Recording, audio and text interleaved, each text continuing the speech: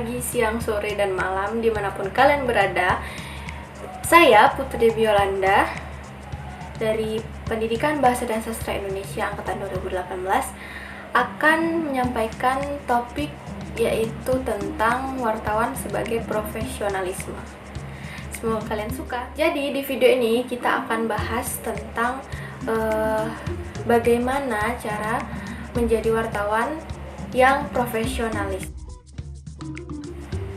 Berbicara tentang profesionalisme, yaitu wartawan, kita tahu bahwa profesi sebagai wartawan itu sudah diakui sebagai sebuah profesi yang sama seperti profesi yang lain, seperti guru, dokter, pilot, dan lain-lain. Dalam persepsi diri para wartawan sendiri, istilah profesional memiliki 3 arti. Pertama, profesional adalah kebalikan dari amatir. Kedua, sifat pekerjaan wartawan menuntut pelatihan khusus. Ketiga, norma-norma yang mengatur perilakunya dititik beratkan pada kepentingan khalayak pembaca. Ada aspek-aspek yang harus diperhatikan terkait dengan profesionalisme dalam pemberitaan. Yang pertama, harus menyebut nama dan identitas. Yang kedua, harus menyebut nama dalam kejahatan susila. Profesionalisme dalam pemberitaan ditunjukkan dengan kaidah-kaidah atau adab-adab yang harus diikuti wartawan dalam pemberitaan mereka. Kaidah-kaidah ini tercantum dalam Kode Etik Jurnalistik.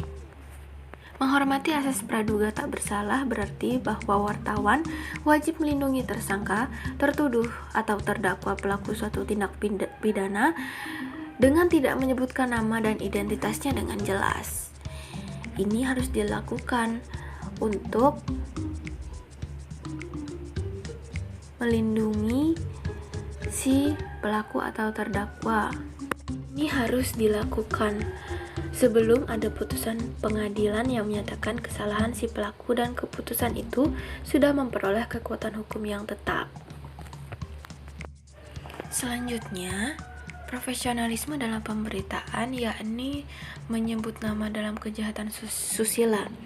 Wartawan mempunyai alasan yang kuat untuk menyembunyikan nama-nama wanita yang menjadi korban pemerkosaan atau anak-anak yang dianiaya secara seksual. Tujuannya untuk melindungi korban dari pencemaran namanya atau tercoreng aib.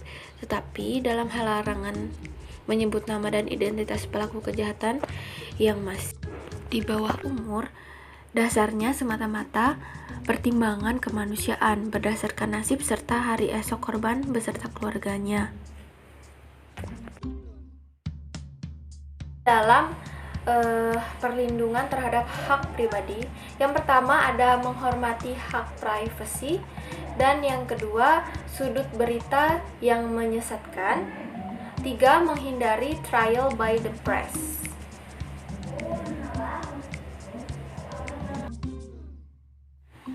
Hak atas privasi, hak untuk menikmati keadaan menyendiri, tampaknya masih belum dirasakan penting dalam masyarakat Indonesia. Tetapi, kaidah untuk melindungi hak privasi ini ada dalam profesi kewartawanan yang diatur dalam Kode Etik Jurnalistik.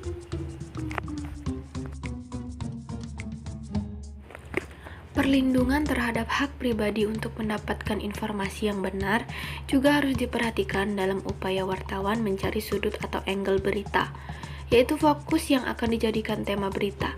Setiap berita harus memiliki angle yang kuat agar menarik perhatian pembaca. Maka wartawan diharapkan dapat memiliki kemampuan untuk mengambil angle berita yang tepat sesuai dengan fakta dan tidak menyesatkan. Peristiwa trial by the press yang paling hitam dalam sejarah pers Indonesia adalah ketika berlangsungnya sidang pengadilan terhadap mantan Wakil Perdana Menteri Pemerintah Orde Lama Subandrio tahun 1996, yaitu beberapa bulan setelah pemerintahan Orde Lama tumbang dan Soekarno digantikan Soeharto sebagai presiden.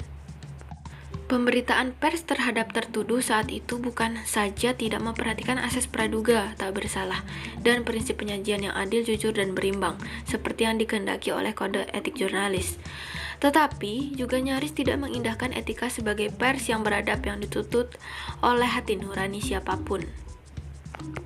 Trial by the press atau terjemahannya secara harfiah adalah pengadilan oleh pers. Jika melakukan trial by the press, hal ini jelas bahwa kegiatan itu dilarang dalam kode etik jurnalistik. Sekian yang dapat saya sampaikan. Terima kasih.